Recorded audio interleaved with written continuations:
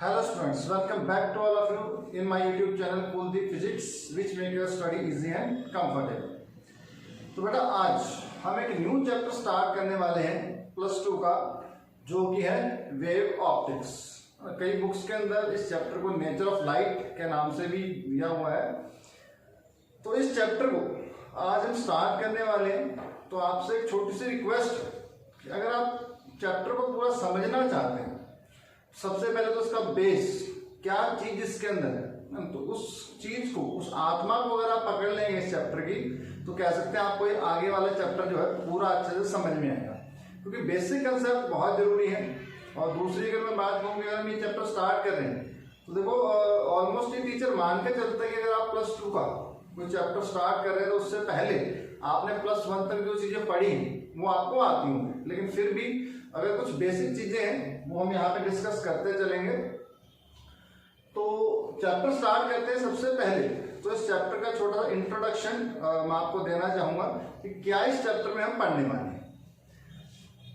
अगर बेटा चैप्टर की स्टार्टिंग कहाँ से स्टार्ट हुआ वेव ऑप्टिक्स, उसकी अगर हम बात करें तो सबसे पहले हम बात करते हैं 1637 में एक साइंटिस्ट थे जिनका नाम था डिस्कार्टस।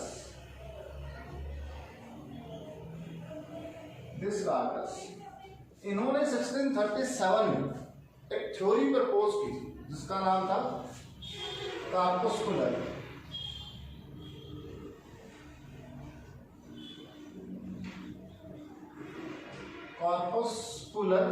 थ्योरी। इस थ्योरी को बाद में हमारे पास जो साइंटिस्ट थे न्यूटन, उन्होंने इस थ्योरी को अपनी एक बुक, जिनको उन्होंने नाम दिया ऑप्टिक्स, उस बुक के अंदर इस थ्योरी को डेवलप किया। और उस टाइम पे कह सकते हैं ऑप्टिक्स बुक है बहुत ज़्यादा फेमस हुई, बहुत ज़्यादा पॉपुलर हुई। तो ये जो क्रेडिट था कॉर्पस्कुलर थ्योरी का, ये न्यूटन को दिया गया और इस थ्योरी को नाम दिया गया न्यूटन्स कॉर्पस्कुलर थ्योरी।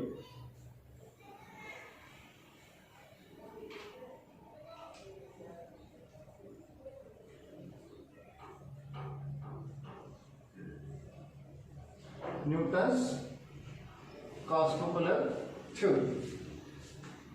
बट इस थ्योरी में जो बातें मानी गई थी, न्यूटन ने जो माना था कि जो हमारे पास लाइट है वो एक पार्टिकल नेचर की, कि जो लाइट है वो स्मॉल पार्टिकल से बनी हुई है और जो पार्टिकल एक स्ट्रेट लाइन के अंदर ट्रैवल करते हैं। और इस थ्योरी के ऊपर बेसिस उन्होंने जो रिफ्लेक्शन है, रिफ्रैक्शन है, इसको बहुत अच्छे से एक्सप्लेन किया। और अगर रिफ्रैक्शन की भी बात करें, वहां पे हमने कहा कि बेंडिंग ऑफ लाइट होती है, तो उसका जो इन्होंने एक्सप्लेनेशन दी, इन्होंने कहा कि हमारे पास जो लाइट है वो डेंसर मीडियम में उसकी वेलोसिटी ज्यादा होती है as compare to rarer medium. फिर जब ये थ्योरी आ चुकी थी, काफी दिनों से चल रही थी, लोगों में पॉपुलर भी हो गई थी, फिर 1678 में एक डच साइंटिस्ट हमारे पास थे, क्रिस्टिन हाइजीन।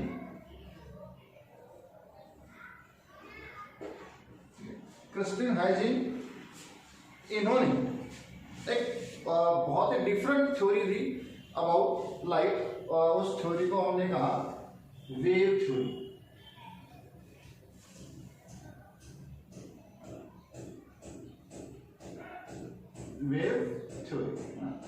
तो इस क्रिस्टिन हाइजीन्स ने ये माना कि हमारे पास जो लाइट है वो एक वेव की फॉर्म में है, एक एनर्जी की फॉर्म में है, जो एक वेव की फॉर्म में ट्रेवल करती है one medium to another medium.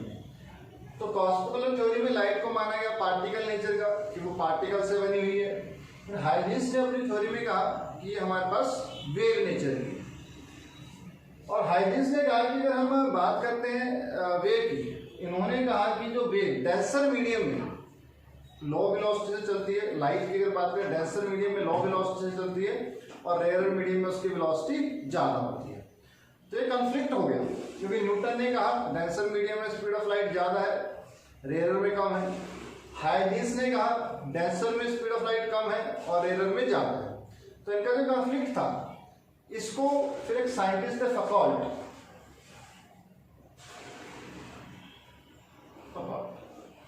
कि इन्होंने जब तक एक्सपेरिमेंटली ये प्रूव नहीं किया कि हमारे पास जो स्पीड ऑफ लाइट है वो डेंसर मीडियम में कम होती है और रेयर मीडियम में ज्यादा होती है, तब तक ये कॉन्फ्लिक्ट चलता रहा। जैसे इन्होंने एक्सपेरिमेंटली प्रूव किया तो हम कह सकते हैं हाइजेंस की थ्योरी थी वो सही निकली, और जो न्यूटन की कॉस्मोलॉजी थ्योरी में उन्होंने कहा था कि हमारे पास speed of light denser medium में ज्यादा होगी वो गलत हो। तो ये कुछ थ्योरी चली।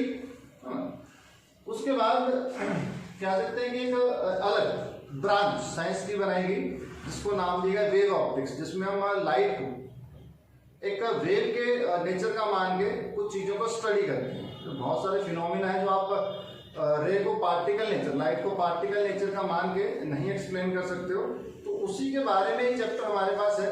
हम लाइट को एज अ वेव मान के चलते हैं और उससे कुछ फिनोमिना जो है एक्सप्लेन करेंगे। तो चलिए चैप्टर स्टार्ट करते हैं। कुछ इंट्रोडक्शन में हमने लिखा हुआ है, एक बार पढ़ लेते हैं क्या है। In the ray optics, ray optics बेटा नाम वर्ड आ रहा है रे, ऑप्टिक्स को हम लाइट के लिए यूज करते हैं। तो यहाँ पे आप लाइट को एज अ रे मान के चलते हो, स्ट्रेट लाइन। आपने जितना भी रिफ्लेक्शन पढ़ा उसमें लाइट को आपने स्ट्रेट लाइन से रिप्रेजेंट किया। When ray optics, the geometry of straight lines, आप straight lines use करते हो, is used on this basis. Some phenomena like reflection and refraction were explained successfully. तो आपने ray optics में straight line geometry use की और उस basis के ऊपर आपने कुछ phenomena reflection और refraction को successfully explain भी किया। लेकिन कह रहा but some phenomena such as interference, diffraction and polarization, तीनों फिनोमिना हम इस चैप्टर के अंदर पढ़ेंगे अभी आगे। लेकिन फिलहाल के लिए आप याद रखिए कुछ फिनोमिना जैसे इंटरफेरेंस, डिफ्रैक्शन और polarization could not be explain. इस रे ऑप्टिक्स थ्योरी से हम इन फिनोमिना को एक्सप्लेन नहीं कर पाए। इन्हीं को एक्सप्लेन करने के लिए एक नई थ्योरी, एक नई ब्रांच बनाई गई जिसको हमने कहा वेव ऑप्टिक्स। तो to explain these phenomena only the wave theory was introduced। तो इन phenomena को explain करने के लिए wave theory introduce की गई। This new branch of physics was known as wave optics। और ये जो नई ब्रांच है फिजिक्स की इसको नाम दिया गया wave optics। पहले रे ऑप्टिक्स, उसके बाद में जब लाइट को हमने वेव नेचर का माना तो हमारे पास ब्रांच बनी wave optics. Wave theory of light was presented by Huygens. तो ह्यूजेंस ने कह सकते हैं सबसे पहले इस वेव थ्योरी को प्रेजेंट किया था in the beginning, and scientist Fresnel, उसके बाद एक साइंटिस्ट है फ्रेशनल, इन्होंने इस थ्योरी को इंप्रूव किया। And the scientist Fresnel improved it later on, इन्होंने इसको इंप्रूव किया। तो इस थ्योरी में था क्या, तो according to wave theory of light, इस वेव थ्योरी ऑफ लाइट में माना क्या हमने कि light is in the form of energy. Light क्या है, एनर्जी की फॉर्म में है, which moves from one place to another in the medium through which the transverse wave motion. तो इन्होंने कहा जो लाइट है एक एनर्जी की फॉर्म है, which moves from one place to another, जो एक जगह से दूसरी जगह जाती है किसी भी मीडियम में से, इन the medium through the transverse wave motion. किस फॉर्म में जाती है, ट्रांसवर्स वेव की फॉर्म में जाती है। वेव्स की अगर हम बात करें बेटा दो तरीके की वेव्स अपने पास होती है, लॉन्गिट्यूडिनल वेव्स और ट्रांसवर्स वेव। डिफरेंस आप जूनियर क्लासेस में पढ़ चुके हैं, यहाँ मैं एक्सप्लेन नहीं करूंगा। तो यहाँ हमने बात की कि हमारे पास जो लाइट है एक जगह से दूसरी जगह जाती है, किसी भी मीडियम में किस फॉर्म में जाती है, ट्रांसवर्स वेव मोशन की फॉर्म में, मतलब वेव की फॉर्म में जाती है। और the velocity of light in a medium depends on the nature of medium. और उस मीडियम के अंदर किसी भी मीडियम से जब ये लाइट पास करेगी तो ये किस चीज पे डिपेंड करेगी, इस लाइट की वेलोसिटी उस मीडियम के नेचर के ऊपर कि वो मीडियम कैसा है, उसके हिसाब से जो लाइट की वेलोसिटी है वो कम ज्यादा हो सकती है। इस बेटा फिनोमिना, इस थ्योरी को एक्सप्लेन करने के लिए जब हमने कहा कि लाइट एक वेव है, तो वेव को हम जनरली कहते हैं प्रोपोगेट करने के लिए मीडियम चाहिए। तो इन्होंने स्टार्टिंग में एक हाइपोथेटिकल जो मीडियम माना ल्यूमिनिफेरस ईथर। ल्यूमिनिफेरस ईथर नाम का इन्होंने एक आर्टिफिशियल हाइपोथेटिकल मीडियम माना कि उस मीडियम के अंदर से लाइट ट्रेवल कर रही है। लेकिन वो भी आपको ज्यादा नहीं समझना है, आप सिर्फ ये समझें कि हमारे पास वेव थ्योरी, हाइजेंस ने जो वेव थ्योरी दी है उस वेव थ्योरी के अंदर कंसेप्ट क्या था कि उन्होंने जो लाइट है उसको एक वेव माना और उसी थ्योरी से उन्होंने कुछ फिनोमिनल एक्सप्लेन किए like interference, refraction and polarization. ठीक है, ये तो हुआ इंट्रोडक्शन। अब हम देखते हैं इस चैप्टर में हमारे पास और क्या क्या। हम वेव फ्रंट्स के बारे में पढ़ेंगे, थ्योरी के बारे में पढ़ेंगे, रिफ्रैक्शन को on the basis of wave theory explain करेंगे, फिर इंटरफेरेंस, रिफ्रैक्शन, बहुत सारी चीजें हैं। तो चलिए एक एक करके इनको स्टडी करते हैं। तो सबसे पहला कंसेप्ट जो अपने को इस चैप्टर में समझना है वो है वेव फ्रंट का। बहुत सिंपल कंसेप्ट है, कोई रॉकेट साइंस इसमें आपको नहीं पढ़नी है। एक बार ध्यान से समझेंगे आप सभी समझ जाएंगे वेव फ्रंट क्या है, और फिर आप कह सकते हैं कि डिफरेंट केसेस के लिए खुद से ही आप वेव फ्रंट ड्रॉ भी कर पाएंगे। सबसे पहले इसकी डेफिनेशन पे आते हैं। वेव फ्रंट है क्या? Locus of points which oscillate in face. उन सभी पॉइंट्स का लोकस जो इन फेस, सेम फेस के अंदर है, is called a wave front. उसको हम कहते हैं wave front. Thus, a wave front is defined as a surface of constant phase। तो हम कह सकते हैं वेव फ्रंट है क्या?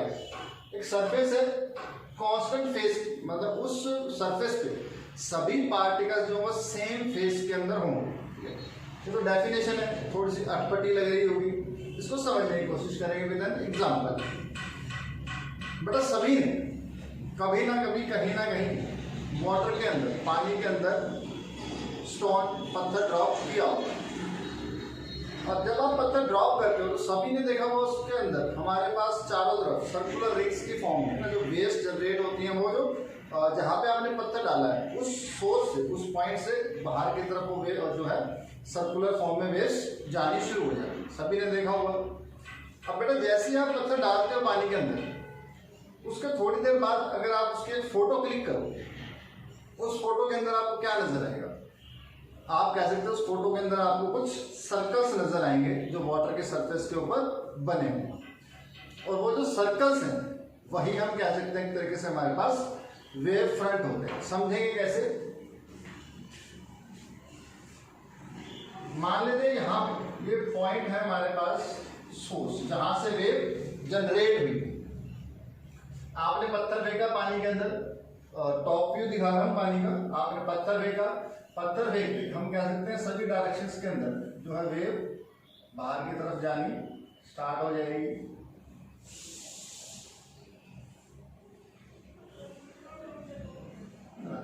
और इससे जैसे जैसे वेव की फॉर्म में वो दूर जाती जाएगी, और किसी भी पॉइंट पे अगर आप फोटो क्लिक करते हो तो आपको ऐसे सर्कल्स नजर आते हैं। इस तरीके के सर्कल्स आपको नजर आते हैं। तो ये जो सर्कल आपको नजर आते हैं, यही कह सकते हैं हमारे पास है वेव फ्रंट। अब हम डेफिनेशन से हैं, तो हमने कहा locus of points which oscillate in same phase या in phase is called a wave front. तो इसको आप ऐसे समझ लेंगे, तो मैंने टॉप से दिखाया कि हमारे पास जो है आउटवर्ड ये वेव बाहर की तरफ जाएंगी, और जिस पॉइंट पे सभी कह सकते हैं जो हमारे पास पार्टिकल है जब क्रस्ट पे होंगे या ट्रफ पे होंगे, उस टाइम हमारे पास सभी पॉइंट्स का आप लोकस ड्रॉ करते हो तो उसको हम कह देंगे वेव फ्रंट। इसी को अगर मैं साइड से समझाने की कोशिश करूं, मान लेते हैं ये एक बीकर है और इसके अंदर ये पानी फिल, ठीक। आपने क्या किया, ऊपर से एक स्टोन ड्रॉप किया, तो ये अपने पास पॉइंट हुआ सोर्स, जहां से वेव जनरेट होनी शुरू हो। अब यहां से जब वेव जनरेट होगी तो ये धीरे धीरे वाटर के सरफेस के ऊपर जाएगी। तो हम कह सकते हैं अपने पास जो वाटर के सरफेस है कुछ इस तरीके से हो जाएगी।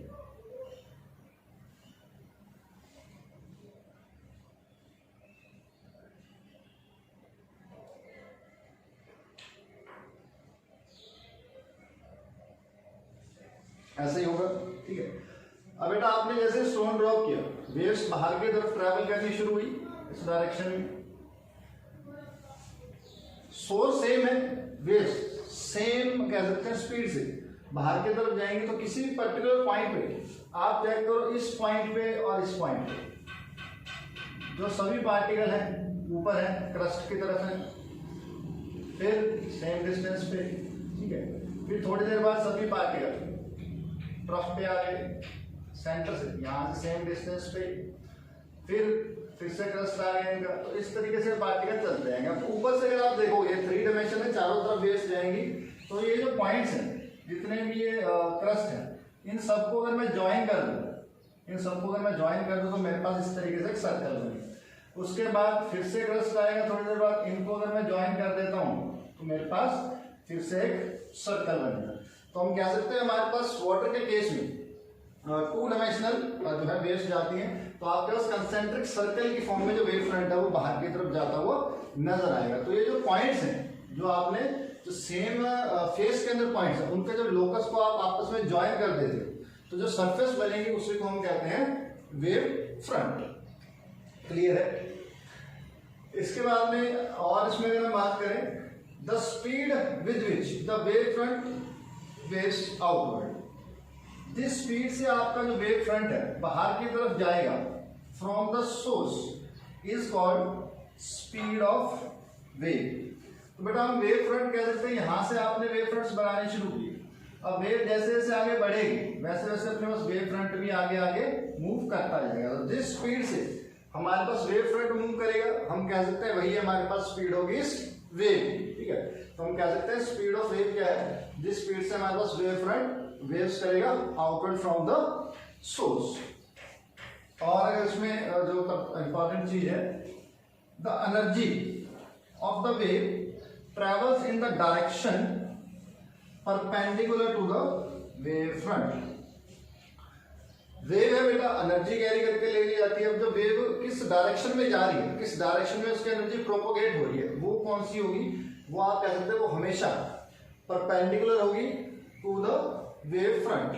अगर यहां मैं बात करूं, मेरे पास वेव फ्रंट ऐसे बनेंगे, ऊपर से ग्राफ को ड्रॉ करते तो ऐसे मेरे पास वेव फ्रंट्स बनेंगे, और मेरे पास जो एनर्जी वो इस डायरेक्शन की तरफ फ्लो होगी। यहां भी अगर आप चेक करें, वेव बाहर की तरफ जाएगी तो ये हमारे पास एनर्जी का फ्लो है, और जो वेव फ्रंट है ये आप देख सकते हो हर पॉइंट पे जो है इसके परपेंडिकुलर। अगर आप बात करें सर्कल से, सेंटर से आप कोई भी लाइन ड्रॉ करते हो तो हमेशा नॉर्मली आउटवर्ड बाहर आती है, तो ये एनर्जी की डायरेक्शन होगी, ये वेव फ्रंट की डायरेक्शन होगी, और ये दोनों हमेशा एक दूसरे के क्या होंगे, परपेंडिकुलर होंगे।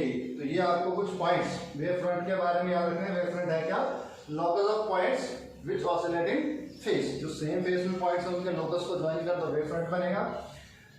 वेव फ्रंट की जो स्पीड है उसी को आप क्या करोगे, स्पीड ऑफ वेव। और थर्ड पॉइंट जो एनर्जी है वेव की, वो हमेशा परपेंडिकुलर होगी किसके, वेव फ्रंट की।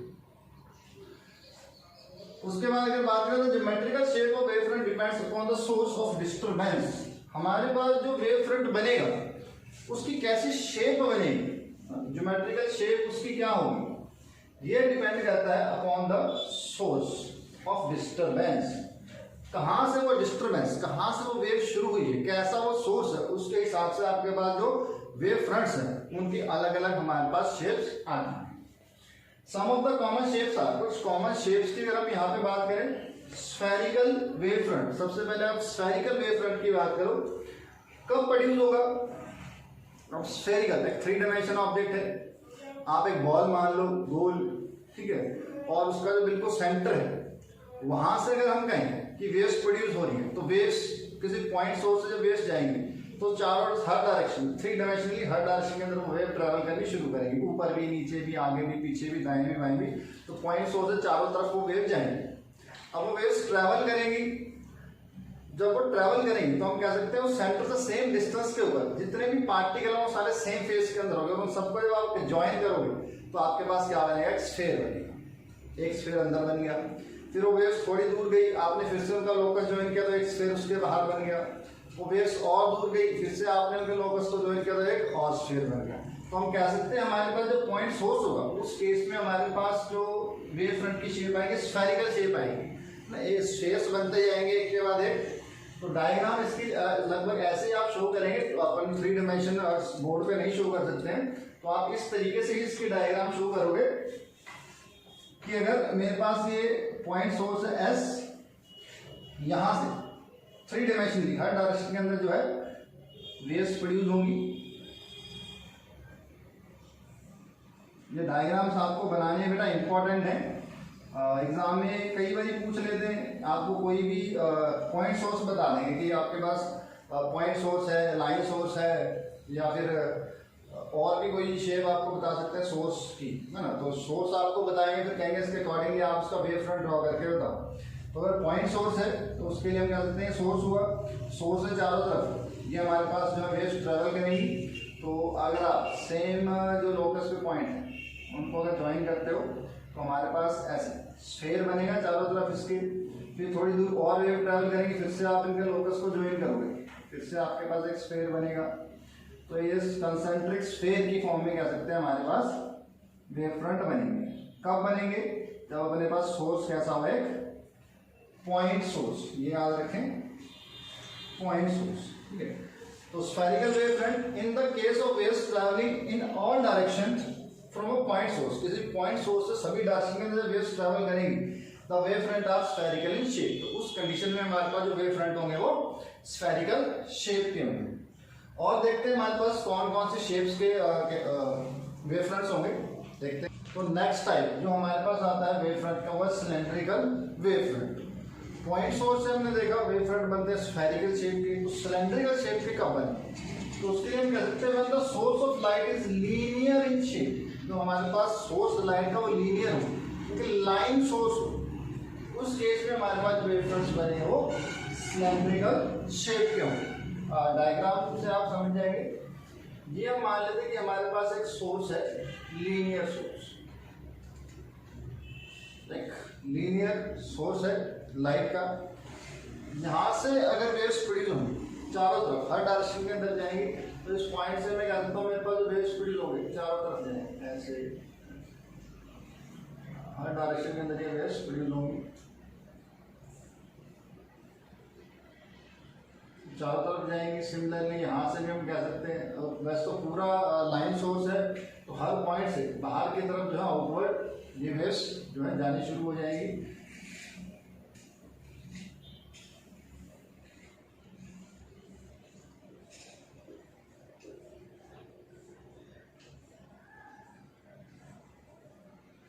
अब इस केस में बेटा हम कह सकते हैं हमारे पास लाइन सोर्स से सेम डिस्टेंस पे जितने भी पॉइंट्स हम देखते हैं, वेव ट्रैवल कर रही है सेम डिस्टेंस पे, हम देखें जो जितने पार्टिकल्स हैं वेव के वो सारे सेम फेस के अंदर होंगे, उनके अगर लोकस को आप ज्वाइन करो तो हमारे पास जो शेप बनती है वो बनेगी सिलेंड्रिकल शेप।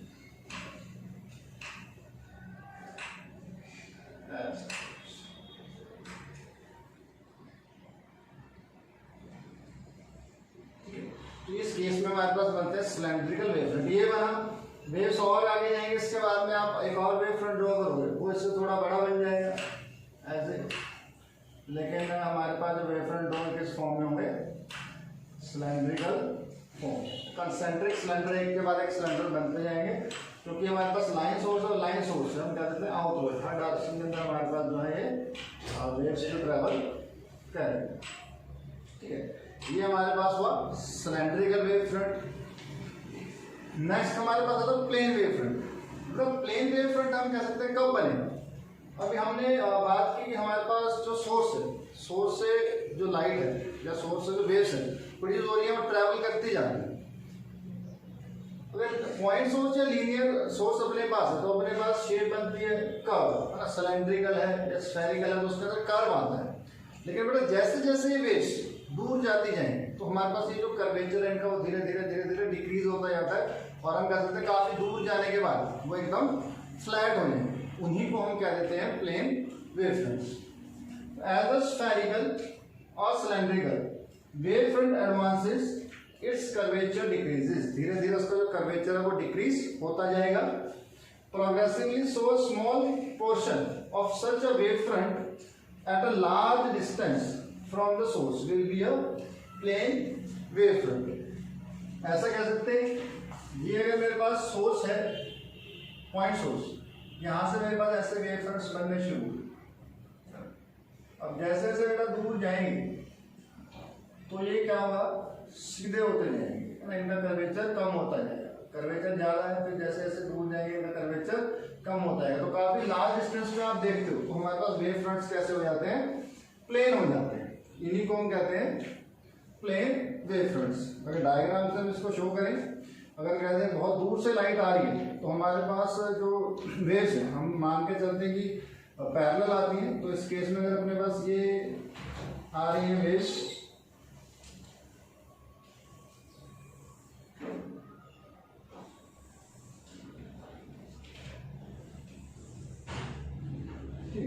काफी दूर से वेव्स चलती हुई आ रही हैं, तो इनके पाथ में जो भी आप वेव फ्रंट ड्रॉ करें, ये अपने पास इस तरीके से कह सकते हैं, थोड़े थोड़े डिस्टेंस पे जो ये वेव फ्रंट्स बनेंगे प्लेन वेव फ्रंट बनेंगे ऐसे, इसके परपेंडिकुलर ये वेव फ्रंट्स प्लेन बनेंगे। और कह सकते हैं जिस डायरेक्शन में एनर्जी फ्लो करेगी, और इन वेव फ्रंट्स ये दोनों एक दूसरे के परपेंडिकुलर होते हैं, जैसे अपन ने बात किया, और जिस डायरेक्शन में एनर्जी फ्लो करती है इनको हम एरो से रिप्रेजेंट करते हैं, और इन्हीं को हम क्या कहते हैं रे। जो हमने रे ऑप्टिक्स में रेज ड्रॉ की है वो हमने ये रे ड्रॉ की, हमने सिर्फ डायरेक्शन बताई किस डायरेक्शन के अंदर एनर्जी प्रोपगेट कर रही है। ये तो बेटा अपने पास कुछ शेप हुई वेव फ्रंट्स की। अब ये वेव फ्रंट्स प्रोड्यूस कैसे होते हैं, तो हाइजेंस ने इसके लिए अपनी थ्योरी के अंदर एक पॉइंट लिखा कि हमारे पास जब कोई वेव फ्रंट होता है तो उसके हर एक पॉइंट जो है वो अपने आप में सेकेंडरी सोर्स बन जाता है डिस्टर्बेंस का, उसी से ये वेव फ्रंट्स आगे आगे आगे आगे ट्रैवल करती हैं। तो एक बार समझेंगे इसको किस तरीके से हम उसको एक्सप्लेन कर सकते हैं वेव फ्रंट्स को।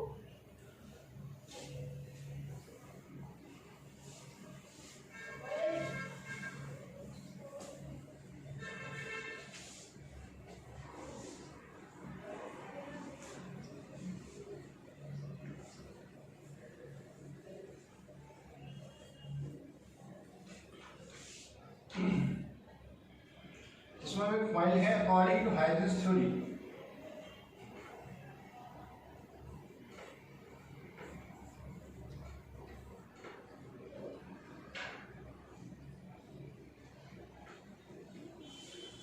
every point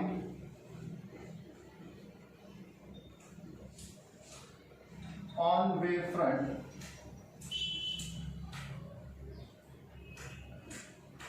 is a secondary source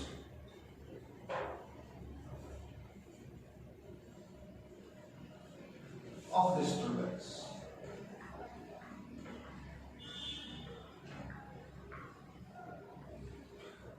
तो हाइजेंस थ्योरी में उन्होंने लिखा कि हमारे पास हर एक पॉइंट जो वेव फ्रंट पे होगा वो अपने आप में एक सेकेंडरी सोर्स होगा एक नई डिस्टर्बेंस का। तो इससे हम वेव फ्रंट्स को एक्सप्लेन कर सकते हैं। जैसे कि अगर हम मान के चले, एक वेव मान के चलते हैं,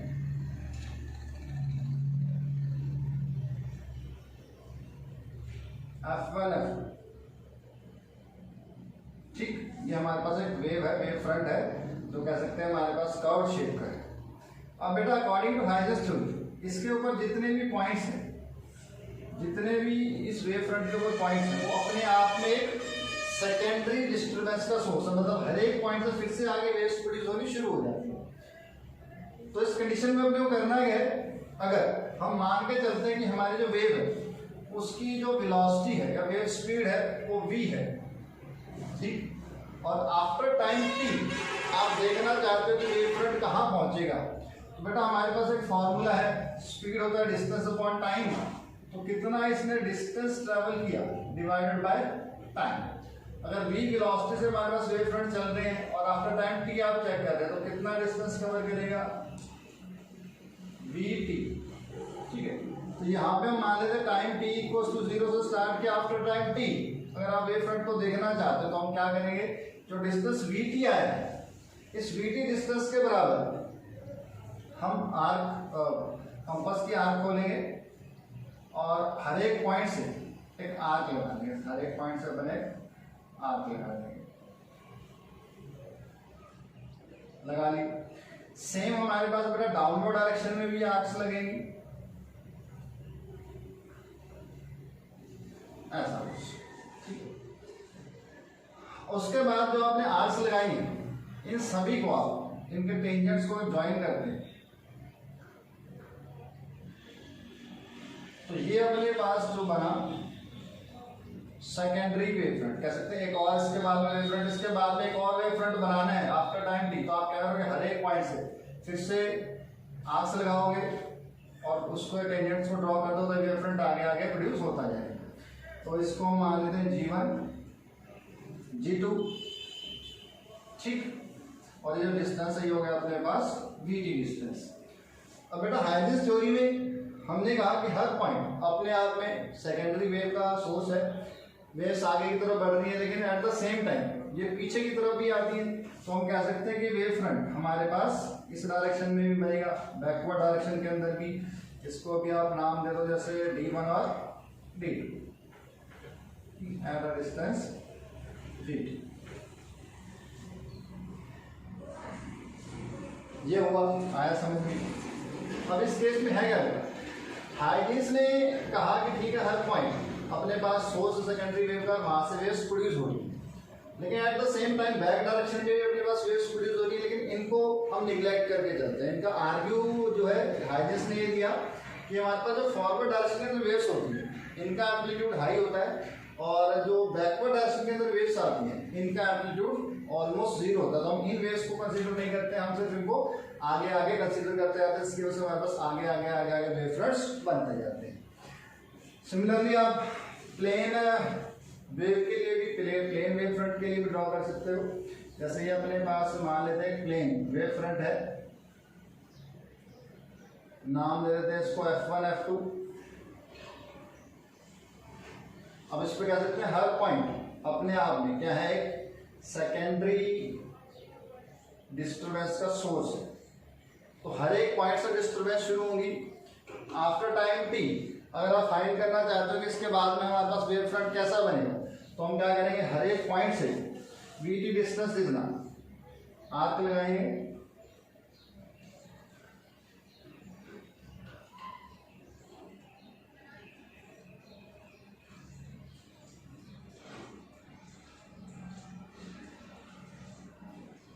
इनको अगर आप नाम दे दो A1 B1 C1 D1 E1 F1, तो यहीं से हमारे पास नेक्स्ट पॉइंट आएगा, यहाँ कहीं जाके इसको आप नाम दे दो A2